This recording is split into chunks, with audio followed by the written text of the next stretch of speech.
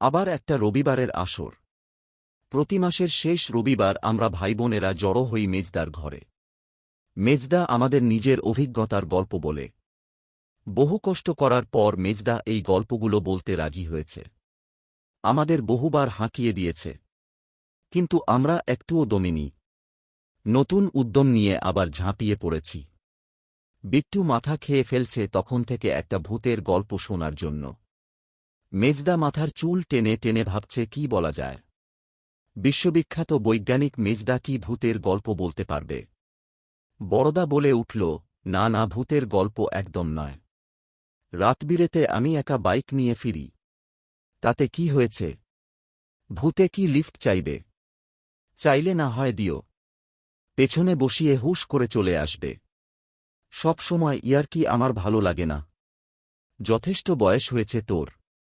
বড়দা রেগে গিয়ে প্রতিবাদ করে, বেশ, তোমার ভয় লাগলে বাইরে চলে যাও। জেঠুরা বসে গল্প করছে, ওদের সাথে যোগ দাও। মেজদি বলল, ওদের গল্প ভীষণ বোরিং। পার্টি পলিটিক্স, এখনকার প্রজন্ম কতটা খারাপ, খুন খারাপি, সরকার কিরকম ভুল পদক্ষেপ নিচ্ছে, এইসব গল্প আমার ভাল লাগে না। আচ্ছা, আমি যে ভূতের গল্পটা বলবো সেটা ততটা ভয়ের নয়। কিন্তু একটু চা খেতে হবে, মেজদা বলল। আবার সেই চা? উফ, তুমি নিজে করে খাও। মেজদি রেগে গেল।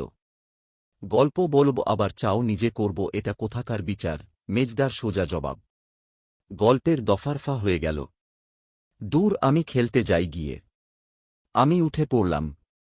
এমনিতেই মনটা আমার খারাপ হয়ে আছে। এক প্যাকেট জেমস নষ্ট হয়েছে। দোষটা আমারই। প্যাকেটটা ছিঁড়তে গিয়ে এমন জোরে টেনেছি যে সব জেমসগুলো ঘরের মধ্যে ছড়িয়ে ছিটিয়ে পড়ে গেল। অনেক কষ্টে হামাগুড়ি দিয়ে টিয়ে মোটে 4টে উদ্ধার করতে পেরেছি। বাকিগুলো সব খাটের তলায় দুর্গম স্থানে। এখন এই সব ঝগড়া ভালো লাগে না। হ্যাঁ, তুমি থাকলেই তো ঝামেলা করবে। তার চেয়ে তুমি খেলতেই যাও, মেজদা বলল। আহা, থাকুক না। এত ভূতের গল্প শুনতে ভালোবাসে, মেজদি বলল। তবে থাকুক। আমি গল্প শুরু করছি। কেউ কথা বললে বা কারোর ফোন বাজলে তাকে বাইরে বার করে দেব, কথাটা মনে থাকে যেন। যেন অঙ্ক ক্লাসে এসেছি। যা বলছ তাই হবে। আমি তখন বেঙ্গালুরুতে থাকি। বড়দা হেসে ফেল হি হি করে। হাসতে হাসতে সোফায় গড়াগড়ি খাচ্ছে। কি হল, তুমি হাসছ কেন? বেঙ্গালুরুতে কি মানুষ থাকতে পারে না? ভুরু দুটো সাংঘাতিক কুঁচকে গেছে মেজদার। বড়দা হেসেই চলেছে। অনেক কষ্টে হাসি থামিয়ে বলল, ব্যাঙ্গালোর বললেই পারিস। লোর বলবো না লুরু বলবো, সেটা আমার ব্যাপার। লুরু শুনলে লেরো বিস্কুটের কথা মনে পড়ে, তাই হেসে ফেলেছি। বড়দার অকপট স্বীকারোক্তি। বিন্দুদি বলল, আমার আবার লুল্লু ভূতের কথা মনে পড়ছে। এবার আমরাও হেসে ফেলি। হাসি আর কান্না মারাত্মক ছোঁয়াচে জিনিস। মেজদাও হেসে ফেলল। বলল, লেরো বিস্কুট শুনে আবার আমার চায়ের কথা মনে পড়ে গেল। ঘুরে ফিরে আবার সেই চা। আমি গিয়ে মাসিকে চায়ের কথা বলে আসলাম। মুখে যতই গালমন্দ করুক, মাসি মানে টুনির মা চা ঠিক করে আনবে। তবে সামনের বার থেকে একটা ফ্লাস্কে চা রেখে দেব। বিট্টু বলল, হ্যাঁ, তারপর কি হল? কতদূর বলেছি রে? ব্যাঙ্গালোর থাকতে তখন? হ্যাঁ, আমি তখন ব্যাঙ্গালোরে থাকি। পড়াশোনা শেষ করে নতুন জব পেয়েছি একটা প্রাইভেট ফার্মে। স্কুলের অনেক বন্ধু গেছিল একই সঙ্গে পড়াশোনা শেষ করে। কেউ কেউ হোস্টেলে থেকে গেল। বরাবরই ইচ্ছা ছিল পশ্চিমবঙ্গ থেকে দূরে থাকব। অনেকে আবার বাড়ি ভাড়া নিয়ে মেস করে থাকতে লাগল। আমার কোনটাই পছন্দ হল না। চিরকাল একা একা থেকে এসেছি। এখন অতজনের সঙ্গে থাকতে হবে ভেবে বেশ মন খারাপ লাগছিল। মাঝে মাঝে গল্প কবিতা লিখি, এত ভিড়ের মধ্যে থাকলে সেটাও আর হতো না। ভাবছিলাম কি করব। মেসে কিছুদিন ছিলাম, কিন্তু এত হই হট্টগোলে খুব অসুবিধা হতে লাগল। আমি বাড়ি খুঁজতে লাগলাম। কপাল ভালো যে তাড়াতাড়ি আমি একটা বাড়ি পেয়ে গেলাম, শহর থেকে বেশ দূরে, নির্জন জায়গায়। ঠিক যেমনটা আমি চাইছিলাম। আমি জবের সাথে সাথে পড়াশোনাও চালিয়ে যেতে লাগলাম। বিদেশে পড়াশোনা করার খুব ইচ্ছে ছিল। বিভিন্ন পরীক্ষার প্রস্তুতি নিতে শুরু করলাম। আমার বন্ধুরা অনেক বারণ করেছিল এইভাবে একা একা ফাঁকা বাড়িতে থাকার ব্যাপারে। হ্যাঁ, কারোর বারণ শুনবে তুমি? বড়দার হঠাৎ এই মন্তব্যে মেজদা থেমে গেল। আসন্ন কালবৈশাখীর পূর্বাভাস মেজদার চোখে মুখে। বলল, সবার বড়ই যদি এই রকম হয় তাহলে সবার ছোটটিকে আর দোষ দিয়ে কি লাভ? বড়দা আবার হেসেই চলেছে। হাসতে হাসতে আবার সোফায় গড়াগড়ি খাচ্ছে। হাসি ভীষণভাবে সংক্রামিত হয় আমাদের মধ্যে। মেজদি টিফিন ক্যারিয়ার খুলে কেক বার করে আমাদের খেতে দিল। বলল, সব আমি বানিয়েছি। কেক খেয়ে মেজদার মনটা এবার একটু ভালো হল। সত্যি কেকটা বড্ড ভালো বানায় মেজদি। আবার বলতে শুরু করল, আমাকে সবাই বারণ করল ওই বাড়িতে থেকো না, ওখানে ভূত আছে। আমি ভাবলাম ভাড়াটা বেশ সস্তায় পাচ্ছি, তাই লোকে হিংসে করে এরকম বলছে। আর কিছুদিন পর আরেকজন কাউকে সঙ্গে নেব। একদম একা থাকার চেয়ে সঙ্গে একজন কাউকে রাখা ভালো। আর সে তোকে ঘন ঘন চা করে খাওয়াবে। বড়দা আজকের আসর মাটি করবে বলে প্রতিজ্ঞা করেছে বোঝা যাচ্ছে। ঘন ঘন বিরক্তিকর কমেন্ট করেই চলেছে। মেজদি বলল, তুমি চুপ করো তো। তারপর বলো মেজদা, সামনের বার থেকে আসরে শুধু ছোটরা থাকবে। এখন থেকে বলে দিলাম। তারপর কি যেন হল? ধুর, ভুলেই গেছি। তুমি শহর থেকে দূরে একটা ফাঁকা বাড়িতে থাকতে এলে। আমি একা একাই থাকতে শুরু করলাম।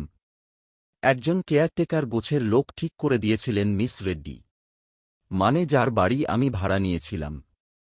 মিস রেড্ডি একা মানুষ বিয়ে করেননি। দোতলায় থাকতেন, আমি নিচটা পুরো। মিস রেড্ডি তাহলে ভূত ছিল? টুকাইদি বলল, না না, খুব ভালো মানুষ, নিরীহ বয়স্ক ভদ্রমহিলা। ওনার একজন রাতদিনের কাজের লোক ছিল, তবে এরা নিচে বেশি নামতেন না। আমি মাসে একবার ওপরে গিয়ে মিস রেড্ডির হাতে ভাড়ার টাকাটা দিয়ে আসতাম। মাঝে মাঝে ভালো মন্দ কিছু রান্না করলে উনি আমাকে পাঠিয়ে দিতেন। আমার আবার ওনার রান্না তেমন ভালো লাগত না, খালি টক খায়। হ্যাঁ, তোমার তো সোনায় বাঁধানো মুখ, যা তা জিনিস তোমার মুখে রুচবে কেন? বড়দা মন্তব্য করে। উফ বড়দা, তুমি বাইরে গিয়ে বস প্লিজ। টুকাইদি বলল, টিভিতে খেলা হচ্ছে, গিয়ে দেখো না। ইন্দুদি বলল, অমিতাভ বচ্চনের সিনেমা হচ্ছে, ওটাও দেখতে পারো। আমি বললাম, না, আমিও গল্প শুনব। মেজদা বলল, দাদাকে আর কোনোদিন গল্পের আসরে ঢোকাব না। যাই হোক, আমার কখনো মনে হয়নি যে বাড়িটায় ভূত আছে। কলেজ থেকে ফিরে যখন বন্ধ দরজাটা খুলে ঘরের মধ্যে ঢুকতাম তখন একটু একটু গা ছমছম যে করত না তা নয়। বারান্দায় দাঁড়িয়ে কফি খেতে বড় ভালো লাগত। কিন্তু একদিন রাত্রিরে আমার একটা আনক্যানি ফিলিংস হয়। রাতে বসে বসে একটা কবিতা লেখার চেষ্টা করছি। তাও বেশি রাত নয়, 8:30 হবে প্রায়। ল্যাপটপ অন করে লিখছি। হঠাৎ মনে হলো আমার পেছনে কেউ রয়েছে। সে ঝুঁকে পড়ে আমি কি লিখছি সেটা পড়ার চেষ্টা করছে। পেছন ফিরতেই আলো নিভে গেল। পাওয়ার কাট। আমার গায়ে কাঁটা দিয়ে উঠল। সাদা একটা জমাট বাঁধা কুয়াশা ঘরের মধ্যে চলাফেরা করছে। আমার পড়ার টেবিলের একটা ড্রয়ারে মোমবাতি আর দেশলাই ছিল। জ্বালাবার চেষ্টা করলাম কিন্তু জ্বলল না। কেমন শীত শীত করে উঠল। আলো জ্বাললে আমার খুব ভয় করে। একটা নরম নরম ভীতু ভীতু গলা শুনে আমি আরও ঘাবড়ে গেলাম। বলে, কি আলো জ্বাললে নাকি ভয় করে? আমি তো জানি অন্ধকারে মানুষের ভয় করে, কিন্তু আমাদের সবই উল্টো দাদা। আমার কানের কাছে কেউ কথা বলছে, কিন্তু জমাট সেই কুয়াশা ছাড়া আমি কিছুই দেখতে পারছি না। বললাম, আপনি কে? জানি না, এখানে একা একা থাকি। গলার আওয়াজ শুনে মনে হল ভূতের বেশি বয়স নয়। আপনার নাম কি? আমি ভূতটাকে জিজ্ঞাসা করলাম। জানি না। নিজের নামও জানো না? স্ট্রেঞ্জ। আমি তুমি বলে ফেললাম। নামে কি যায় আসে, তোমার ইচ্ছামতো একটা নাম ধরে ডেকো। তোমাকে ডাকতে আমার ভারী বয়েই গেছে। এখানে কি করতে এসেছে? লোককে ভয় দেখাতে লজ্জা করে না? আমাকে বকছ কেন? ভ্যা। এই দাদাটা খুব বাজে। আমি কোথায় ভয় দেখালাম? ভ্যাঁ, আমার বাড়িতে এসে আমাকেই বকছে। এটা তোমার বাড়ি? কথায় কথায় কাঁদাটা ভালো নয়। হ্যাঁ, আমি এখানে থাকি তাই এটা আমার বাড়ি। আমি এখানে অনেক দিন আছি। তুমি ভারী বদমাশ লোক। কিন্তু কিভাবে এটা তোমার বাড়ি হল? এখানে তো কোন বাঙালি লোক থাকে না। মিস রেড্ডির বাড়ি এটা। আমি এখানে বহুদিন আছি। তখন মিস রেড্ডি ফ্রক পরে স্কুলে যেতেন। মিস রেড্ডি রোজ বায়না করতেন আমি স্কুলে যাব না, কিছুতেই যাব না। ওনার মা কান ধরে হির হির করে টানতে টানতে স্কুল নিয়ে যেতেন। বকবক শুনতে শুনতে বিরক্ত লাগছিল। আমি এবার একটা মোমবাতি ধরালাম। সেই সাদা কুয়াশা বলল, আবার আলো জ্বাললে কেন? বেশ তো অন্ধকারে গল্প করছিলাম। ওমা! একটা ঠান্ডা হাওয়া এসে বাতিটা নিভিয়ে দিল। আমার ঠান্ডা লাগছিল। বললাম, বাতিটা নেভালে কেন? আমার আলো সহ্য হয় না। ইলেকট্রিক কি তুমিই বন্ধ করেছ? হ্যাঁ। তুমি এখানে আসলে কেন? পুরো শহরে এত জায়গা থাকতে তোমার আমার বাড়িই মিলল আমাকে জ্বালাতন করার জন্য। আমার একাকিত্ব নষ্ট করতে এসেছ। কালকেই বাড়ি ছেড়ে দেবে। বেশ ধমকে বলল সে। মরার পরও আমার বাড়ি করতে লজ্জা করে না? যাও না বাবা, নিজের লোকে যাও না। এখানে কি? কি করে এটা তোমার বাড়ি হয়? আমিও রেগে গিয়ে বললাম, না, আমি এখানেই থাকব। বেরোতে হলে তুমি বেরুবে। আমার খুব অসহায় লাগছিল। ভাগ্যিস কারেন্ট চলে এসেছিল। আমি ভাবলাম ভূতেশ্বরের গল্প বোধ হয় শেষ হল, কিন্তু এই তো সবে শুরু হল। হ্যাঁ, আমি তার নাম ভূতেশ্বর রেখেছিলাম। পরের দিন থেকে শুরু হল যন্ত্রণার দিন, কষ্টের দিন। ভূতটা খুব অত্যাচারী ভূত। আমাকে বাড়ি ছাড়া করার জন্য উঠে পড়ে লাগল। যখন তখন কারেন্ট চলে যেত। মোমবাতি জ্বাললে দমকা বাতাস এসে নিভিয়ে দিত। আমার জিনিসপত্র হারিয়ে যেত। আমার বই খাতা লুকিয়ে রাখত। প্রজেক্টগুলো ব্যাকস্পেস দিয়ে মুছে দিত। সব উল্টোপাল্টা করে দিত। অফিসে বসের কাছে আমি বকা খেতাম। ঘুমনোর সময় নাকে সুরসুরি দিত। মাথার চুল ধরে টানত। আমার লেখা কবিতাগুলো পর্যন্ত মুছে দিয়ে নিজের ইচ্ছা মতো লিখত। মানে আমার লেখা কবিতাগুলো নষ্ট করে দিত। দেওয়ালে ছবি এঁকে রাখত। শেষে তাকে ছবি আঁকার জন্য ড্রয়িং খাতা আর রং পেন্সিল কিনে দিলাম। আর অনেক করে অনুরোধ করলাম, সোনা ভাইটি আমার দেওয়ালে ছবি এঁকো না। মিস রেড্ডি রেগে যাবেন। তখন সে দেওয়াল পেইন্টিং বন্ধ করল। সাপ ব্যাং যা এঁকেছিল সব মুছেও দিল। আমার খাবার খেয়ে নিত। মাঝে মাঝে পেছনে ধাক্কা মারত। কিন্তু আমি তার কিছুই করতে পারতাম না। মনে মনে পণ করলাম আমিও বাড়ি ছাড়ব না। মিস রেড্ডিকে অ্যাডভান্স করা ছিল, এখন বাড়ি ছেড়ে দিলে আমার ক্ষতি হবে। একদিন মিস রেড্ডিকে সব খুলে বললাম, কিন্তু উনি ভূতের কথা বিশ্বাস করলেন না। উল্টে 5 মিনিট ধরে হাসলেন। বিছানায় গড়াগড়ি দিয়ে হাসলেন। আমার ভয় লাগছিল এই হাসির চোটে ওনার না একটা ভালমন্দ কিছু ঘটে যায়। আমার কিছু বন্ধু ছিল, তাদের বললাম। তারা বলল, আমরা তো তোকে আগেই বলেছিলাম ওই বাড়িতে ভূত আছে। কিন্তু তুই বিশ্বাস করিসনি, আর ওই বুড়িও খুব ঘুঘু। এখন ঠেলা সামলা। প্লিজ কিছু একটা উপায় বল। আমি কি করব? ভূতের অস্তিত্বে বিশ্বাসই করিনি। সবচেয়ে পুরানো পদ্ধতি হল রামনাম করা। আমার বন্ধু জ্ঞান বলল, ও খুবই জ্ঞানী, আর কিছু বলতে হবে না। আমি হাওয়ায় ভাসতে ভাসতে বাড়ি চলে এলাম। এত সহজ সমাধান আমার মাথায় আসেনি। রামের একটা ছবি কিনলাম। রাম, সীতা, লক্ষ্মণ আর পায়ের কাছে হনুমানজি। ছবিটা রাখলাম আমার পড়ার টেবিলে। মোমবাতি, ধূপ, বাতাসা, ফুল সব কিনে এনেছিলাম। বাইরের জামাকাপড় ছেড়ে কাঁচা জামা পরলাম। জয় শ্রীরাম বলতে বলতে পুজো করলাম। তারপর ধূপ আর বাতি ধরিয়ে গান শুরু করলাম, রঘুপতি রাঘব রাজা রাম পতিত পাবন সীতারাম। আমার সমস্ত আশায় এক ঘটি জল পড়ল যখন দেখলাম একটা ছায়া শরীর হাত জোর করে রামের ছবির সামনে বসে আছে। কি আশ্চর্য! রাম নামে তুমি পালালে না? আমার মাও বাড়িতে পুজো করত। তোমার চেয়ে ভালো গানের গলা ছিল মায়ের। আমি অনেকগুলো ভজন জানি শুনবে। এই বলে সে শুরু করে দিল। একটা হারমোনিয়াম আর খঞ্জনি পেলে ভালো হতো। ওমা বলতে বলতেই ওপর থেকে খঞ্জনি এসে টুপ করে আমার কোলে পড়ল। জয় গণেশ জয় গণেশ জয় গণেশ দেবা। তারপর হনুমান চাল্লিশা পড়ল। সরস্বতী বন্দনা স্তব করল। গানটা সে ভালোই গাইতে পারে। বসে বসে হাততালি মানে খঞ্জনি বাজানো ছাড়া কোনো উপায় ছিল না। একসময় বলল, আচ্ছা হারমোনিয়াম আনব কি? আমি বললাম, আমি বাজাতে জানি না। আমি জানি। একটা হারমোনিয়াম চলে এল চোখের পলকে। হারমোনিয়াম বাজিয়ে আবার ভজন ধরল ভূতেশ্বর। এবার রং দে চুনারিয়া। তারপর থুমক চলিত রামচন্দ্র। খানিক বাদে সে বলল, আচ্ছা তবলা আনলে ভালো হবে না? নাকি খোল আনব? আমি জ্ঞান হারিয়ে পড়ে গেলাম। পরের দিন সকালে মিস রেড্ডি আমাকে ডেকে পাঠালেন। তুমি এত ভালো ভজন শিখলে কোথা থেকে বাবা?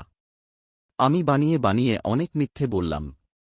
মিসেস রেড্ডি পুরস্কার স্বরূপ আমাকে ওনার হাতের সেই বিচ্ছিরি সম্বর ডাল আর ইডলি খাওয়ালেন। উনি বোধ হয় ওই একটাই রান্না জানেন। শরী দুটো রান্নাই শিখেছেন, ধোসা আর ইডলি। মেজদা চুপ করে গেল। ইন্দুদি বলল, ব্যাস গল্প শেষ। তারপর কি হল?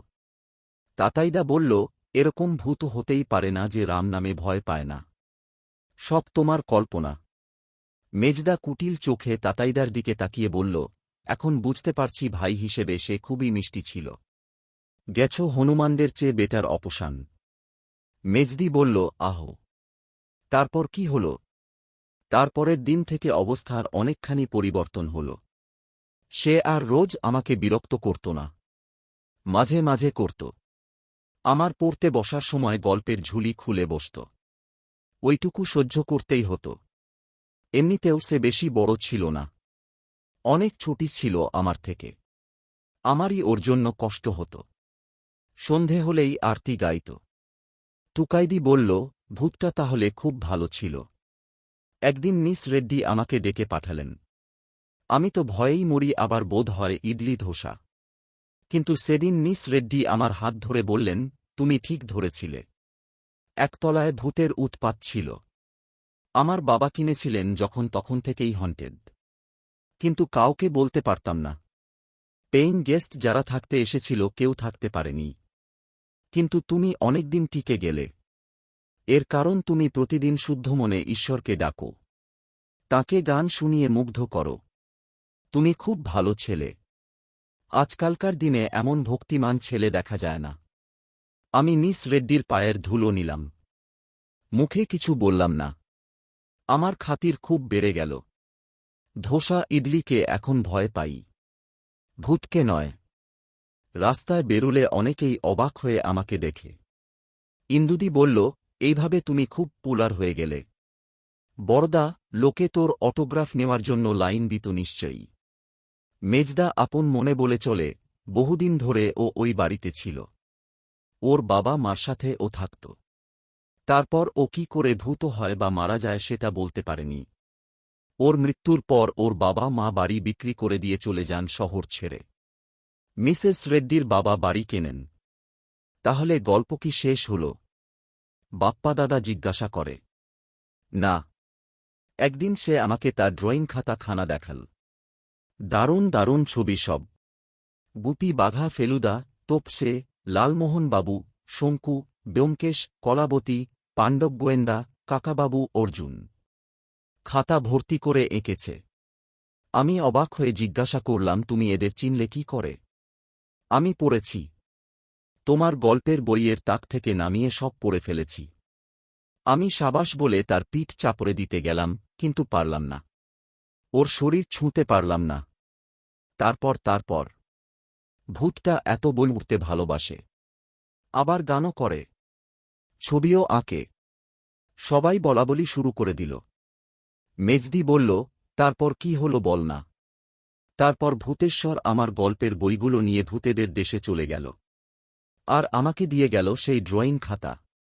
সে কি? সব বইগুলো ওকে দিয়ে দিলে? আমরা চেঁচিয়ে উঠি। বড়দা বলল, ড্রয়িং খাতাটা দেখাতো যদি এখনো থেকে থাকে। হ্যাঁ রে, ওখানে গিয়ে কি হ্যাসিস ধরেছিলি? আরে আমার আর গল্পের বই পড়ার সময় হতো না। ও পড়ে আনন্দ পেয়েছিল, নিজের একাকিত্ব থেকে মুক্তি পেয়েছিল, তাই ওকে দিয়ে দিয়েছি। রামের ছবিটাও নিয়ে গেছে। বলতে বলতে মেজদা উঠে গেল। বড়দা বলল, রামের ছবিও ভূতেশ্বর নিয়ে চলে গেল। এই রকম জীবনে প্রথম শুনছি। পাপাই দাদা বলল, মেজদার টপসিট খাওয়া উচিত বা প্যানফৌটি। মেজদি মেজদার পক্ষে সব সময় বলল, এতক্ষণ তো হাঁ করে সবাই শুনছিলে। খানিক বাদে মেজদা ফিরে এল, হাতে একটা পুরানো মোটা ড্রয়িং খাতা। আমাদের দিকে খাতাটা এগিয়ে দিল। সত্যি খাতা খুলতেই মন ভালো হয়ে গেল। প্রথম পাতাতেই গুপি বাঘা, তারপর ফেলুদা। সবাই আছেন, কিন্তু আর্টিস্টের কোনো সই নেই। ইন্দুদি আমার কানে কানে বলল, মেজদার ছোটবেলার ড্রয়িং খাতা এটা। এই ইন্দু, কি গুজগুজ করছিস মিষ্টুর সাথে? টক তুমি। বিট্টু বলল, ইন্দুদি বলতে চাইছে, খাতার আঁকাগুলো যে ভূতেশ্বরের তার তো কোনো প্রমাণ নেই। বিট্টু ইন্দুদির কথাটা শুনতে পেয়েছিল। প্রমাণ করতে আমার ভারী বয়ে গেছে। আমার কাজ ছিল গল্প বলা। বিশ্বাস করা না করা তোমাদের ব্যাপার। প্রকাণ্ড এক হাই তুলতে তুলতে মেজদা বলল। ড্রয়িং খাতাটা টেনে উল্টোতে শুরু করলাম। শেষ পাতায় ছোট্ট করে জলজল করছে কেসি, অর্থাৎ কৌশিক চট্টোপাধ্যায়, আমাদের সবার প্রিয় মেজদা। ইন্দুদির অনুমানই ঠিক, কিন্তু কথাটা বলে খামোখা সমস্যা বাড়িয়ে লাভ কি?